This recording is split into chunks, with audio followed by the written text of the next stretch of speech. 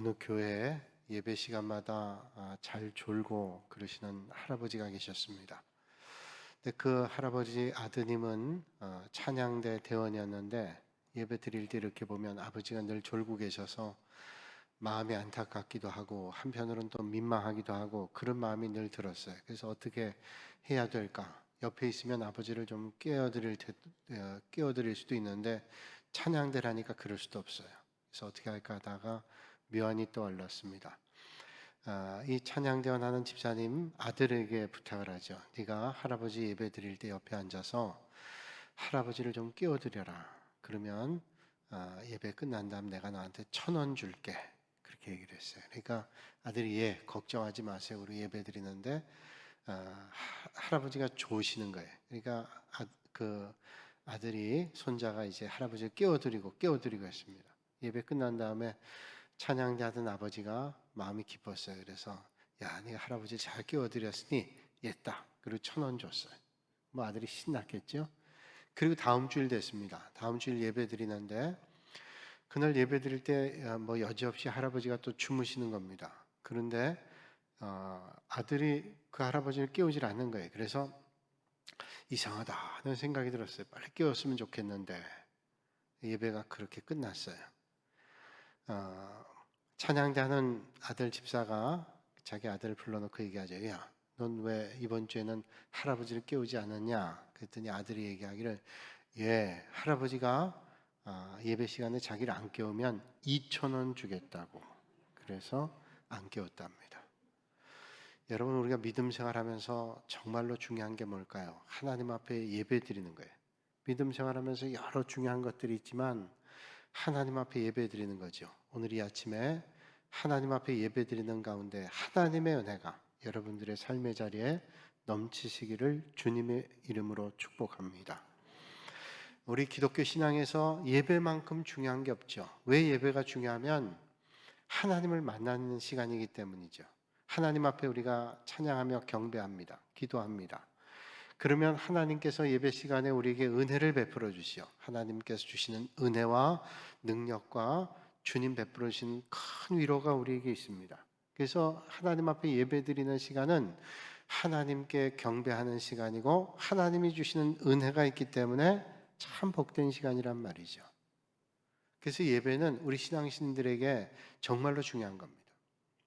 오늘 성경 말씀이 기록되고 있는 로마서라고 하는 책은 크게 둘로 나눌 수 있습니다. 1장부터 11장과 12장과 16장까지의 말씀이에요. 1장부터 11장까지의 말씀을 흔히 신학적인 부분, 교리적인 부분이다 그렇게 얘기할 수 있고요. 12장부터 16장까지의 말씀은 윤리적인 부분, 실천적인 부분이다 그렇게 구분할 수 있습니다. 거의 그렇게 구분을 해요. 그런데 오늘 12장 말씀 시작하잖아요. 오늘 12장 말씀은 윤리적인 부분이고 실천적인 부분인데 이 윤리적 실천적인 부분에 제일 먼저 바울은 뭘 얘기하는가 하면 하나님께 드리는 예배에 대해서 말씀하고 있습니다. 오늘 1절에 이렇게 말씀하죠. 그러므로 형제들아 하나님의 모든 자비하심으로 너희를 권하노니 너희 몸을 하나님이 기뻐하시는 거룩한 산 제물로 드리라. 이는 너희가 드릴 영적 예배니라 말씀하고 있습니다. 그러니까 오늘 말씀이 거룩한 산 제물로 드리는 영적 예배 좀 특이한 차원이죠. 우리가 하나님 앞에 공예배를 드리는데 우리의 몸을 거룩한 산 제물로 드리는 게 영적 예배다. 예배의 또 다른 차원에 대해서 말씀해 주고 있습니다. 거룩한 산 제물로 드리라 그렇게 말씀했는데 거룩한 산 제물로 드리라 하는 말은 도대체 무슨 말일까요? 우리가 살아있는 채로 하나님의 제단에 올려져서 바쳐지는 그런 제물로 드리는 그런 말을 얘기할까요? 이것은 교회에서 드리는 예배뿐만이 아니라 우리의 삶이 예배가 되어야 된다고 하는 것을 말씀해 주고 있습니다. 생활 속에서 믿음으로 살아가는 것을 말합니다. 이게 하나님 앞에 산 제물로 드리는 영적 예배라고 말씀하는 거죠. 우리가 저 사람이 신앙이 참 좋다, 그렇지 못하다라고 이야기하는 것 가운데 가장 중요한 것은 그 신앙이 균형을 잡고 있는가 하는 것입니다. 균형을 잡는 신앙이라고 하는 건 뭐냐면 우리가 하나님 앞에 공예배를 드리는 것 열심히 드릴 뿐만 아니라 우리의 삶이 예배와 같이 하나님께서 기뻐하시는 그런 삶이 되어야 된다는 거예요. 그러니까 저 사람 참 신앙이 좋다, 믿음이 좋다라고 하는 말은 하나님 앞에 예배 드리고 믿음 생활 잘할 뿐만 아니라 그 사람의 삶의 모습이 예배 드리는 것 같이 하나님이 기뻐하시는 삶이 되어야 된다고 하는 것을 말씀해 주고 있습니다. 그런데 많은 사람들이 믿음의 길을 걷는다고 하면서 이 균형을 잃어버릴 때가 있습니다. 공적 예배는 참 중요하다고 생각하면서 삶은 별로 중요하지 생각하지 않아요. 말은 그렇게 하지 않아도 하나님 앞에 예배 드리는 걸 잘 한다고 하면서도 삶의 모습은 그렇지 못합니다. 또 어떤 사람은 반대로 예배는 참 중요시하면서 삶은 그렇지 못할 뿐 아니라 정반대인 경우가 있어요. 삶이 중요하지 뭐 예배가 중요하냐. 그리고 삶이 중요하다는 거예요. 그 예배는 정성껏 하나님 앞에 드릴 줄 몰라요. 그러면서 예배보다 삶이 중요한 거야 강조해요. 이것도 잘못된 겁니다. 하나님 앞에 드리는 예배도 그리고 삶도 하나님 앞에 드리는 예배와 같은 그런 균형 있는 믿음의 길을 걸어야 되죠. 그게 거룩한 예배, 하나님 앞에 드리는 영적 예배입니다. 어떤 지방 도시의 목사님께서 하신 말씀이에요. 이 목사님께서 그 교회 부임한 지 얼마 안 되셨는데 어떤 교인이 목사님께 상담을 좀 해야 되겠다고 찾아왔습니다. 근데 찾아온 모습이 챙이 큰 모자를 쓰고 안경알이 큰 안경, 선글라스를 끼고 찾아왔습니다. 그 교회 부임한 지 얼마 안 돼서 뭐 교인들 전부를 알 수가 없는데 알듯 말듯한 집사님이 오셔서 큰 모자를 쓰고 안경을 쓰고 얘기하니까 깊이 있는 대화를 좀 나누기가 어려웠어요. 또 눈도 좀 마주치면서 얘기를 해야 되는데 선글라스를 끼고 있으니 좀 대화가 안 됩니다. 그래서 목사님께서 얘기를 합니다. 참 죄송하지만은 안경을 좀 벗고 얘기를 나누시면 좀 대화가 더 잘 될 것 같다고. 그러니까 마지못해서 선글라스를 벗는데 한쪽 눈이 파랗게 멍들었습니다. 아이고 그때 아차 싶었어요. 아이고 저래서 선글라스를 썼는데 모자를 썼는데 하는 생각 들었지만 이미 늦었습니다. 그 집사님 말하는 게 사실 제가 목사님 찾아온 것은 이 눈 파랗게 멍든 것 때문에 그렇습니다. 그러면서 사연을 얘기하는 거예요. 그 집사님은 찬양대로도 봉사하고 교회 열심히 있는 그런 집사님이라 그래요. 그런데 남편은 신앙생활 하지 않습니다. 그러나 신앙생활 하지 않지만 그 아내가 교회 나가서 섬기는 것들은 반대하진 않은 그런 사람이에요. 근데 이 얘기는 뭐냐면 자기가 그 남편한테 얻어맞아서 눈이 파랗게 됐다는 거예요. 그 사연이 이렇습니다. 어떤 교회, 자기 본교회가 아니라 어떤 교회 부흥회가 있는데 은혜 받고 싶어서 그 부흥회에 참석했답니다. 그래서 아침 새벽에는 가질 못하고 아침 시간하고 저녁 시간 참석했는데 3일 동안 부흥회라는데 은혜를 많이 받고 왔어요. 그런데 저녁 집회에 참석하고 하니까 남편이 퇴근해서 꼭 집에 와서 저녁을 먹는데 저녁을 못 차려줬습니다. 그래서 남편이 그러더라는 거예요. 아니, 당신은 내가 교회 가는 걸 반대한 적이 있냐? 교회 가는 거, 봉사하는 거 아무 말 하지 않지만 내일도 하루 동안 열심히 일하고 왔는데 적어도 밥은 좀 해줘야 되지 않느냐고. 내가 그렇게 열심히 일하고 왔는데 그거 좀 너무한 거 아니냐 그랬더니 이 아내가 어떤 생각이 들었냐면 내가 지금 다른 교회 가서 은혜를 많이 받고 왔는데 부흥회에서 딱 은혜 받은 걸 다 쏟아버리게 한다고. 남편 보니까 화가 나는 거예요. 아니 그것조차 이해를 못 해주냐 그러면서 아내가 막 대들다가 그런 은혜를 쏟아버린다는 마음이 드니까 이런 말을 하게 된 거예요. 하지 말아야 될 말이죠. 사탄아 물러가라. 남편에게 그랬대요. 그 얘기를 들으니까 남편이 얹어놨던 데다가 사탄아 물러가라 그러니까 화가 나가지고 그냥 때렸는데 눈이 퍼렇게 된 거예요. 목사님 가만 듣다 보니까 이해가 돼요. 그래서 그 부인 집사님을 위로한다는 생각하고 이런 얘기했습니다. 제가 가만 들어보니까 참 안타깝네요. 두 분 다 믿음 생활하면 참 좋은데 그렇게 홀믿음이 돼서 어려움이 있지만 근데 제가 볼 때는 남편이 그래도 참 성품이 괜찮은 분입니다. 어떤 남편이 사탄아 물러가라 그러면 기분 좋겠어요. 교회 다니는 사람도 사탄아 물러가라면 안 좋을 텐데, 교회 안 다니고 아내만 다니는데 아내가 교회 갔다 와서 하는 말이 사탄아 물러가라 그러니까 얼마나 화가 났겠냐. 그러니까 자기도 모르는 사이에 때렸는데 하필 그게 때린 게 눈이라 눈이 멍든 거 아니냐고. 그러니 그 남편 참 괜찮은 분이라 생각하라고. 나한테 만약에 그랬다면 아마 양쪽 눈이 그렇게 될 거라고. 그렇게 목사님이 얘기했대. 여러분 생각해 보면 우리가 하나님 앞에 예배드리는 것도 우리가 정성껏 예배드리는 거 쉽지 않죠. 그러나 정말로 힘든 것은 하나님 앞에 정성껏 예배드리는 것보다 더 힘든 것은 참다운 예배자로 사는 거예요. 예배드리는 것보다 더 힘든 것은 참다운 예배자로 사는 것입니다. 오늘 이 아침에 예배드린 여러분들 정성껏 예배드릴 뿐 아니라 여러분의 삶의 자리가 참다운 예배자의 삶이 되시기를 주님의 이름으로 축복합니다. 그래서 말씀대로 드리는 것이 영적 예배라는 거예요. 하나님께서는 우리가 가지고 있는 재물, 물질을 원하고 계시지 않습니다. 하나님은 우리 자신을 받으시기를 원하십니다. 우리가 생활 가운데 하나님의 말씀을 따라 산다는 것은 하나님께서 어떤 것보다도 기뻐하시는 거예요. 우리 믿음의 사람들이 하나님의 말씀대로 살면 하나님이 기뻐하시죠. 하나님은 말씀대로 사는 걸 기뻐하시잖아요.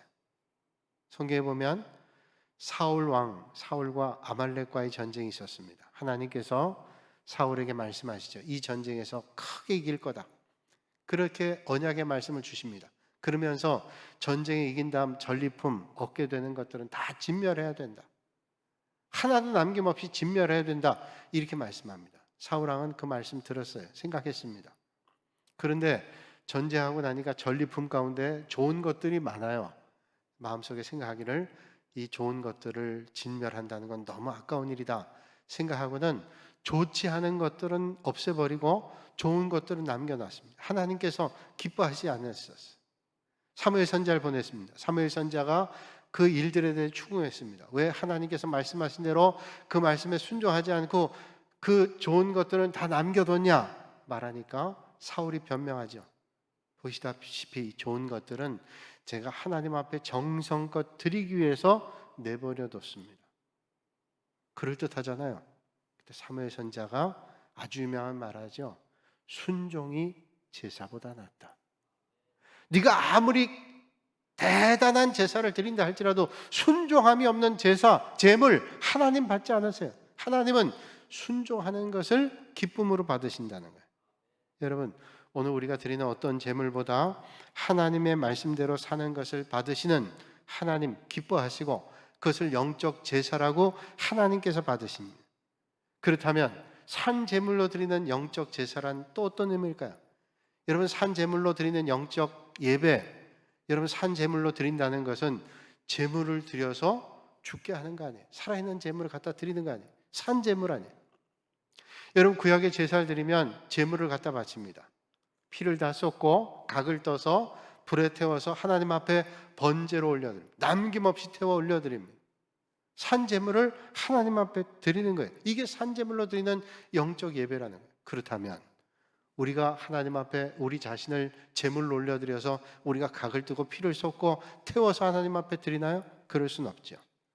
우리가 산 제물로 드린다는 것은 나를 포기하는 거예요.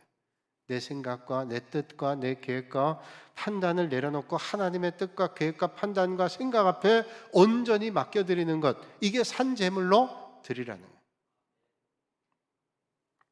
여우와 원숭이와 토끼가 하나님 앞에서 자랑을 했습니다. 내가 하나님을 가장 사랑합니다. 하나님의 은혜를 제일 많이 받았습니다. 그리고 하나님 앞에 자랑하는 거예요. 하나님께서 그걸 보시니 기쁘셨어요. 하나님의 사랑을 내가 많이 받았다. 얼마나 기쁜 일이에요. 내가 하나님 사랑받고 하나님 사랑한다. 자랑할 만하잖아요. 하나님께서 그 말씀을 들으시다가 아이고 시장하다 이런 말씀하셨어요. 그러니까 그 말씀을 들은 여우가 얼른 뛰어나가서 물속에 있는 물고기와 하늘에 있는 새를 잡아가지고 하나님 앞에 갖다 드렸습니다. 하나님 기뻐하셨어요. 그 모습을 본 원숭이가 얼른 뛰어나가서 나무 밑에 있는 도토리를 주어서 하나님께 갖다 드렸어요. 하나님 기뻐하셨어요. 그런데 그걸 다 보고 있던 토끼가 아무것도 하지 않는 거예요. 그러니까 여호와하고 원숭이가 비난합니다. 너는 하나님 시장하시다는데 아무것도 갖다 드리지 않냐? 하나님도 조금 섭섭하신 것 같았어요. 그러자 토끼가 밖으로 나가더니 나무 조각들을 모아다가 불을 피워 태웁니다. 그러더니 자기가 불 속으로 들어가는 거예요. 그러면서 하나님께 이런 외마디 외침을 했습니다. 하나님, 제 고기가 있거든 잡수세요. 자기 몸을 갖다가 번제단 갖다 드리듯이 태웠어요. 말릴 새도 없어요. 들어갔어요. 토끼의 마음을 알게 된 하나님은 그 됨됨이를 높이 평가해서 네가 정말로 하나님을 사랑하는구나. 그리고 그 토끼를 달에다 보냈다지요. 그래서 그랬다는 전설 따라 삼천리. 이게 애들 동화에 나온 얘기입니다. 그냥 얘기가 아니라 동화에 나온. 그래서 어젯밤 달을 보니까 여러분 달이 100년 만에 가장 동그란 달, 가장 큰 달이라 그래서 어제 보니까 토끼가 보이던가요? 여러분 본래 구약의 제사는 제물을 하나님 앞에 드려요. 그래서 아까 말씀드린 대로 각을 떠서 피를 쏟고 다 하나님 앞에 태워드리는 제물이에요. 그런데 신약의 제물은 그렇지 않죠. 신약의 제물은 뭐예요? 하나님 앞에 나를 드린다라고 하는 것은 목숨은 살아있지만 내가 죽는 거예요. 내 자아가, 생각과 판단과 계획이 죽는 겁니다. 그렇다면 이렇게 생각할 거예요. 아니 그러면 예수 믿는 사람은 아무 자기 생각도 없고 판단도 없나? 그게 아니죠. 우리 예수 믿는 사람들의 마음에도 욕망이 있어요. 욕심도 있고 생각도 있습니다.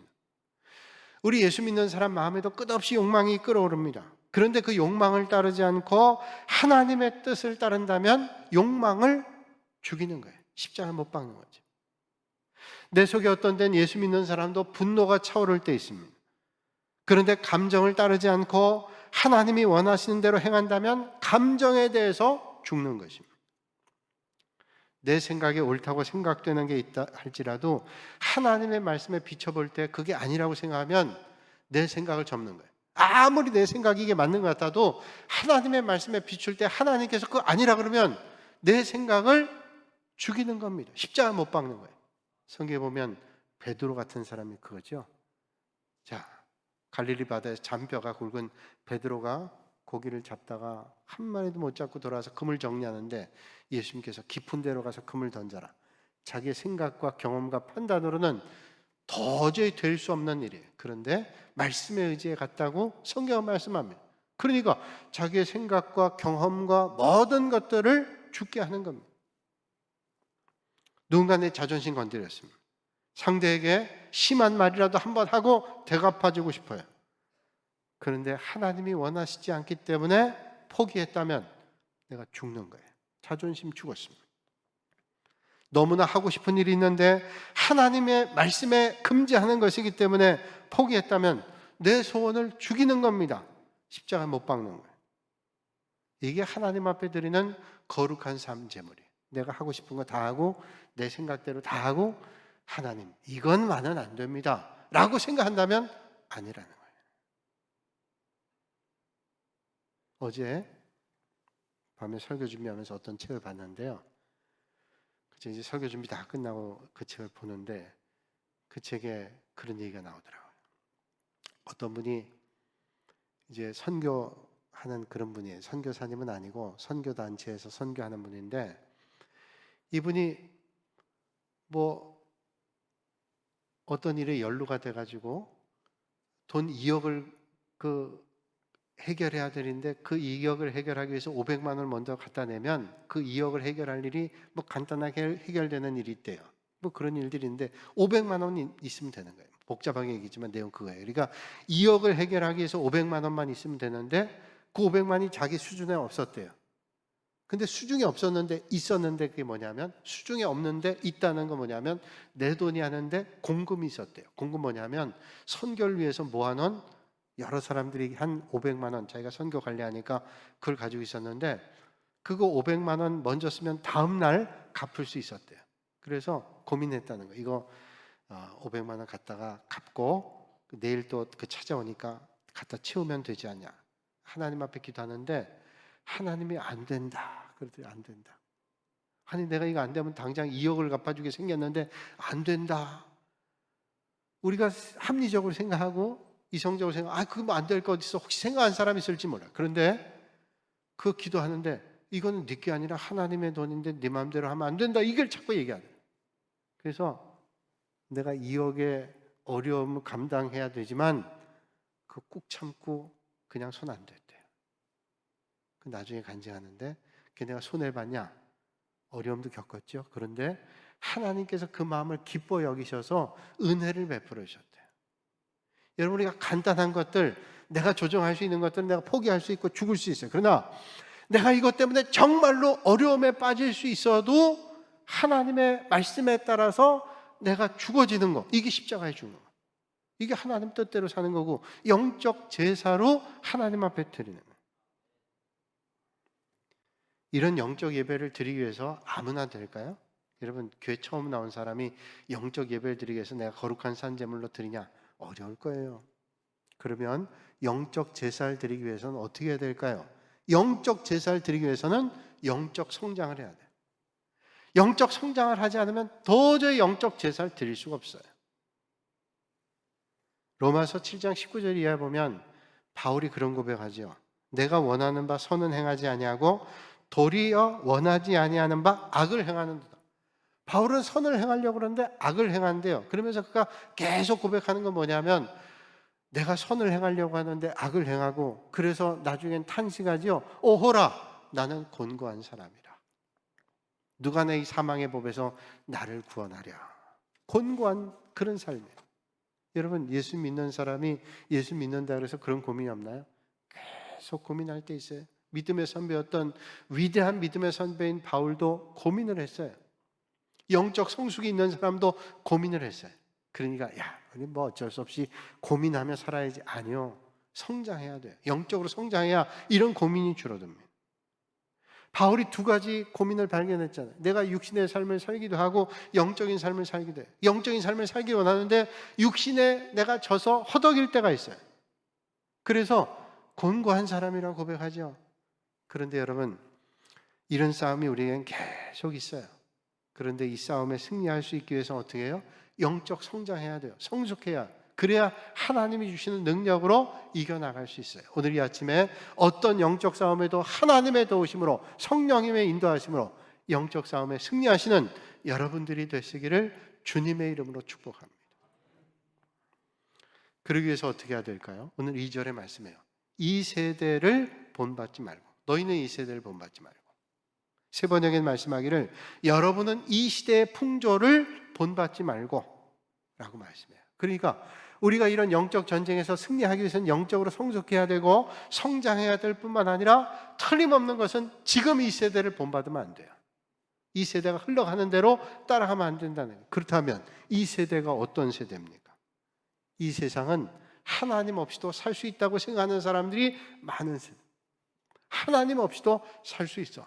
문명이 발전할수록, 과학이 발달할수록, 많은 것을 누리면 살수록 하나님이 없어도 살 수 있다고 생각하는 거예요. 미국의 9.11 테러로 월드 트레이드 센터가 무너질 때 사람들이 교회로 몰려왔습니다. 아무리 발전해도 하나님이 돌보시지 않은 인생은 보존할 수 없구나 깨달았어요. 그런데 그런 일 겪지 않으면서 그저 모든 일이 잘 될 때 사람이 교만해져서 하나님 없이 살 수 있다고 생각해요. 오늘 이 시대가 하나님 없이 살 수 있다는 거예요.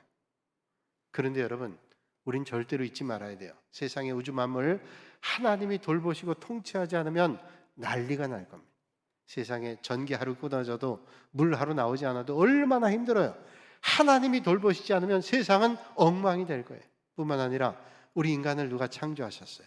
하나님께서 세상을 창조하시고 우리 인간 창조하셨죠. 그리고 우리의 코에 생기를 훅 하고 불어넣으셨습니다.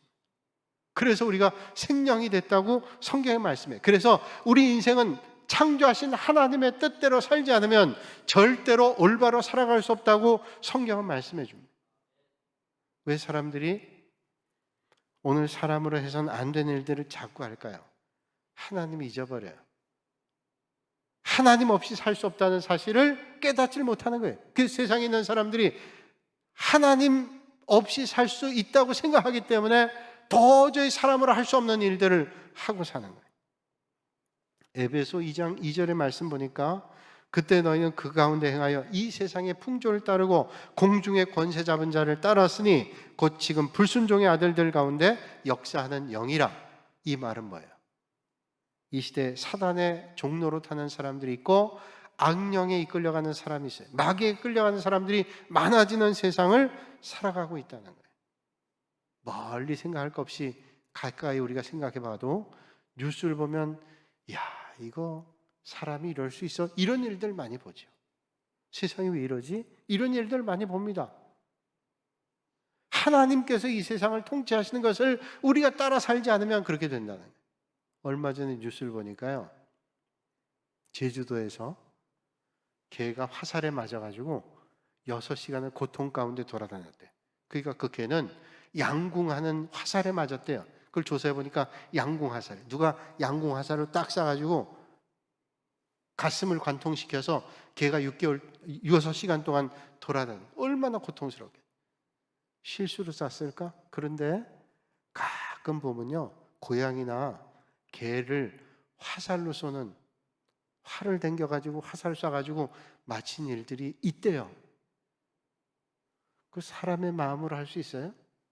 고양이를 아파트에서 귀찮다고 집어 던진 사람도 있어요. 동물이라고요? 어떤 사람들은 사람이 밉다고 죽이기도 해. 이거는 마귀가 역사하지 않는 이상 어떻게 그런 일이 있을 수 있어요?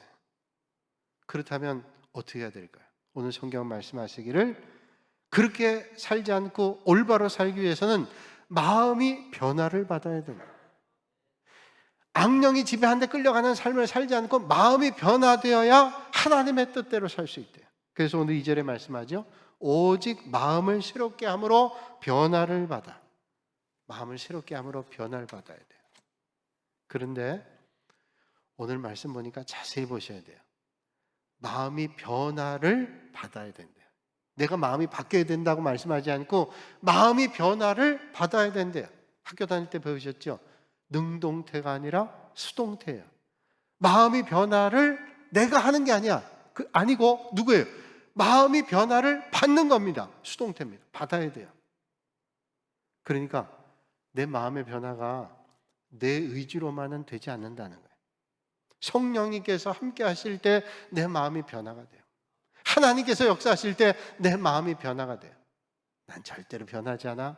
천만에요. 성령님이 여러분 만져주시면 하나님의 역사로 변화되게 되는 줄로 믿습니다. 강팍한 사람도 주님께서 만져주시면 역사하게 되는 줄로 믿습니다. 그러므로 하나님께서 우리에게 말씀하시는 거예요. 마음의 변화를 받아라. 마음의 변화를 받아라. 그러면 마음의 변화를 받기 위해서 우리는 아무것도 할 게 없을까요? 성경에 보니까 요한계시록 3장 20절에 이렇게 말씀하죠. 볼지어다 내가 문 밖에 서서 두드리노니 누구든지 내 음성을 듣고 문을 열면 내가 그에게로 들어가서 그와 더불어 먹고 그는 나와 더불어 먹으리라. 주님께서 문을 두드리시는데 문을 열어야 돼요. 여러분 오늘 여러분의 마음 문을 두드릴 때 문을 여는 은혜가 있기를 주님의 이름으로 축복합니다. 열면 주님께로 들어오시는 거예요. 하나님의 역사가 일어나는 것이죠.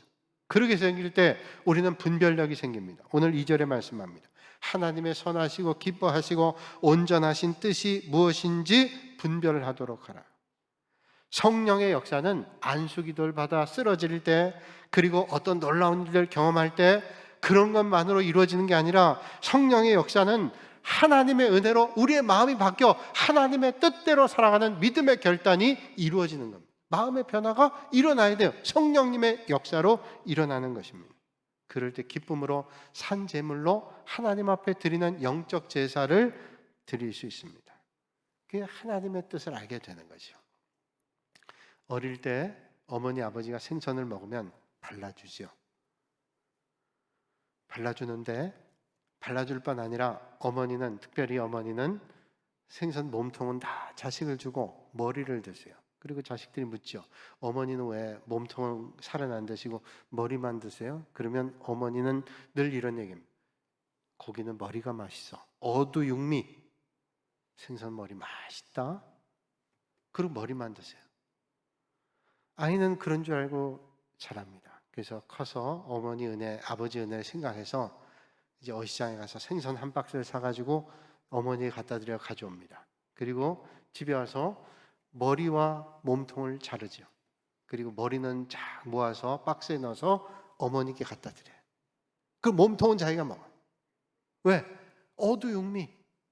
그러면 이 자식은 효도하는 자식일까요? 그렇지 않은 자식일까요? 아니면 나쁜 자식일까요? 어리석은 자식일까요? 뭐 나쁘다고까지 얘기 못해요. 왜? 본 게 없으니. 그렇게 들었으니 잘 몰라서. 미련한 자식이지. 그 좋은 자식 안에 미련한 자식이에요. 미련한 자식. 이런 일이 있지도 않겠지만, 자, 왜 이 말씀 드렸냐면 우리의 신앙생활도 똑같이 이렇게 될 수 있어요. 왜 똑같이 될 수 있어요? 나름대로 하나님 앞에 열심히 예배드린다고 예배드립니다. 교회 일을 열심히 한다고 열심히 합니다. 이게 하나님께서 기뻐하신 일이다 라고 열심히 해요. 그런데 하나님의 뜻을 알지를 못하고 열심히 하면 정반대로 가요.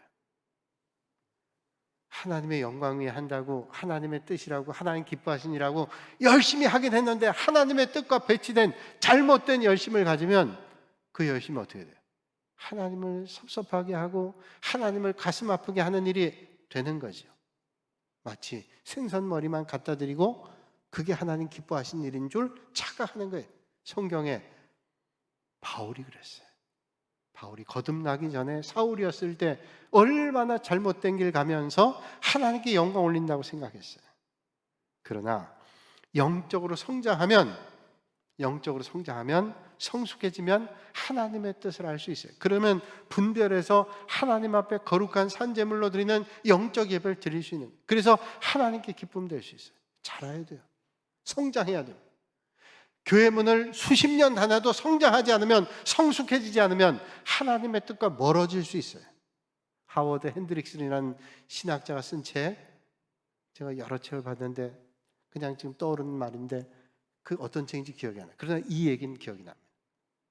하워드 핸드릭슨이 어렸을 때 이웃집 아저씨가 왔는데 수염이 멋지게 났어요. 그래서 자기도 수염이 저렇게 멋지면 나면 좋겠다. 그래서 수염이 잘 나는 음식을 먹기도 하고 면도칼로 그 솜털 같은 걸 깎아내기도 하고 그러면서 멋진 수염이 나기를 바라고 기도했어요.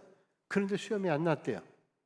그런데 세월이 지나서 자기가 청소년기를 지나면서 어른이 돼가면서 수염이 나더래요. 핸드릭슨이 그런 말 했습니다. 성장을 하니까 수염이 나더라고.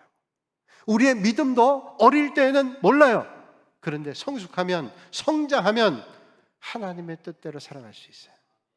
여러분, 성장해야 돼요. 성장하면 하나님의 말씀이 이해가 되고 깨달아지고 성령님의 인도함을 받게 되는 것입니다. 오늘 이 아침에 성령님의 인도하심으로, 하나님의 역사하심으로 성숙하고 성장하여 하나님 앞에 거룩한 산 제물로 드려 하나님 앞에 드리는 영적 예배를 마음껏 드리시는 여러분들이 되시기를 주님의 이름으로 축복합니다. 우리는 매 주일날 하나님 앞에 예배드리죠. 주일 9시 또는 11시 예배드려요. 하나님 앞에 정성껏 예배드립니다. 이 시간 우리가 몸으로 온 마음을 다해 하나님 앞에 예배드리는 겁니다. 하나님께서는 이 예배를 받으시기를 기뻐하시기 때문에 오늘도 예배를 주님께서 아주 기쁨으로 받으실 거예요. 그런데 하나님 앞에 예배 드린다 그러면서도 반쪽 예배 드린 사람이 있어요. 반쪽 예배는 뭘까요? 예배 시간 늦게 와요. 그리고 일찍 나와요. 그리고 예배 시간에 설교만 듣고 가요. 그런데 그건 반쪽 예배입니다. 하나님 앞에 드리는 예배는 시작부터 끝까지 뿐만 아니라 영적 예배는 삶으로 하나님께 영광 올려드리는 삶을 사는 그런 예배. 그렇다면 우리가 찬송하는 것도 하나님 받으신 예배요, 기도하는 것도 하나님 받으신 예배요, 찬양대가 찬양하는 거 함께 올리는 것도 하나님 앞에 드린 예배요, 설교를 듣는 것도 하나님께 드린 예배요, 헌금 드리는 것도 하나님께 드린 예배요, 축복기도 받는 것도 하나님께 드린 예배. 모든 것이 하나님의 예배라면, 드리는 예배라면 온전한 예배를 드려야죠. 부디 하나님께서 기뻐하시는 거룩한 산제물의 영적 예배를 드리시는 여러분들이 되시기를 주님의 이름으로 축원합니다.